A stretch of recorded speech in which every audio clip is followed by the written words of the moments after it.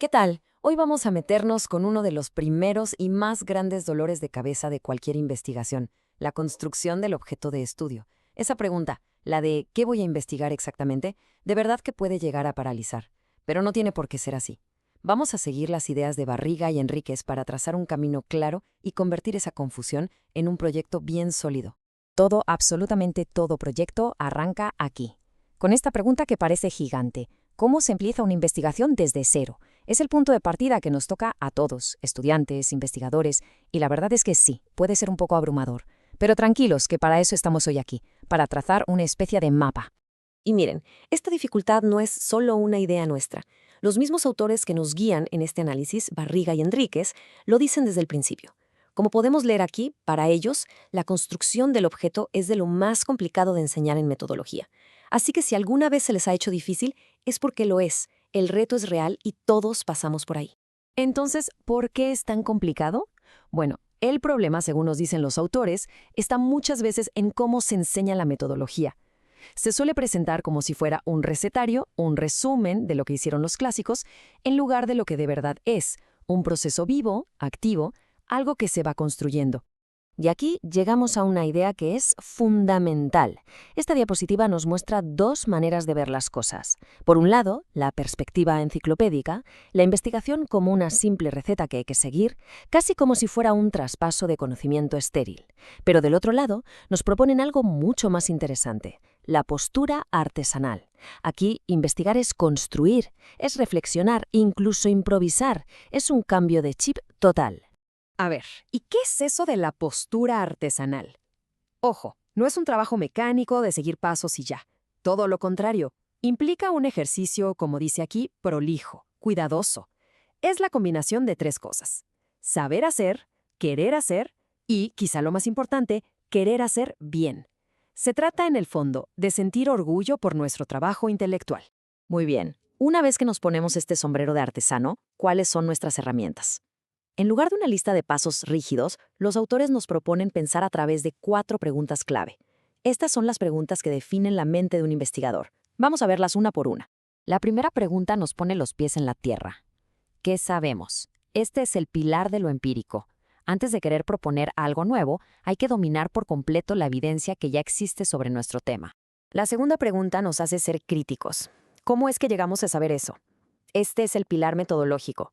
No es suficiente con saber qué se encontró, sino que tenemos que analizar muy bien cómo se llegó a esas conclusiones. ¿Los métodos fueron los correctos?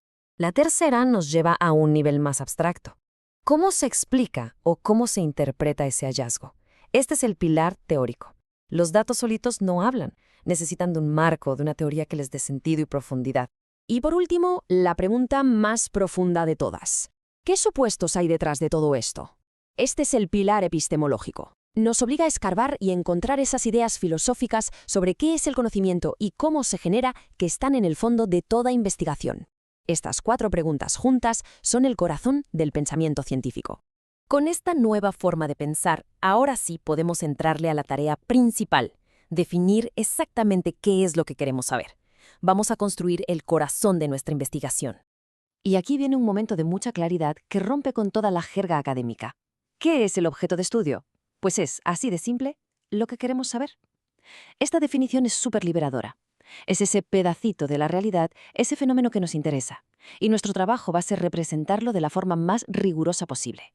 La pregunta del millón es, entonces, ¿cómo pasamos de un interés general a algo tan concreto? Un excelente primer paso es hacer una pregunta muy, muy específica. Miren el ejemplo en la pantalla. Noten lo preciso que es. No es nutrición, es consumo de proteína. No son estudiantes, son niños de educación básica en un lugar específico. Y lo mejor es que el siguiente paso es bastante sencillo. Esa pregunta la podemos transformar en una afirmación. Y esa afirmación se convierte en nuestro objeto de estudio y, de paso, en un título muy bueno para la investigación: el efecto del consumo de proteínas sobre el rendimiento académico. Bueno, una vez que tenemos una pregunta clara, entramos a la fase que es quizá la más importante para definirla y pulirla bien: la creación del marco referencial. No hay que verlo como una simple revisión de literatura, sino como la construcción de nuestro propio mapa para poder navegar el tema. Para construir este mapa hay que empezar con estrategia.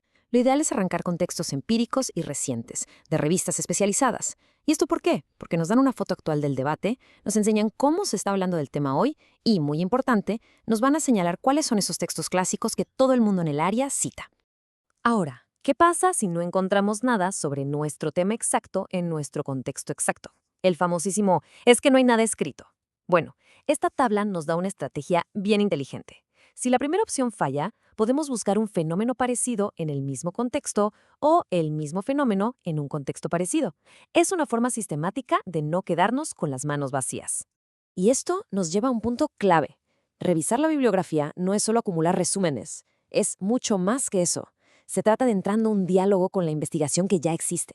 Evaluamos las opciones teóricas, las metodológicas, para, a partir de ahí, construir nuestra propia postura informada sobre cómo vamos a abordar el tema. Perfecto. Ya tenemos un objeto de estudio bien delimitado y un marco referencial que lo respalda.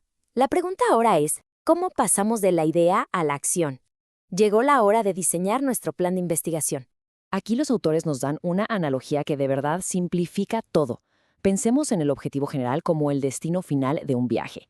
Y los objetivos específicos son el itinerario, o sea, las paradas que tenemos que hacer para poder llegar a ese destino. Es una forma muy clara de entender la estructura, ¿no?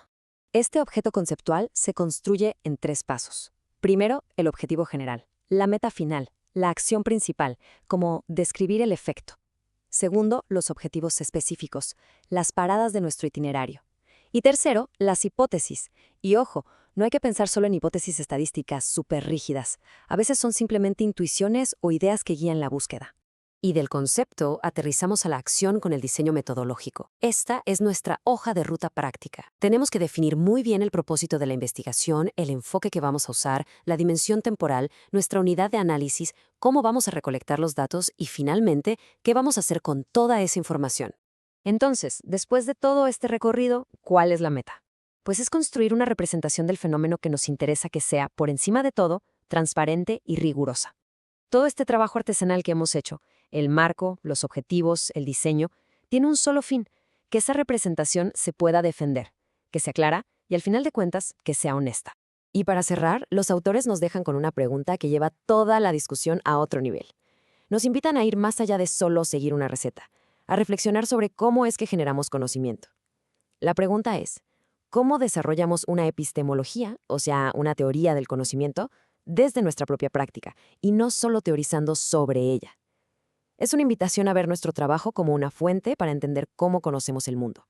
Una idea bastante potente para quedarnos pensando.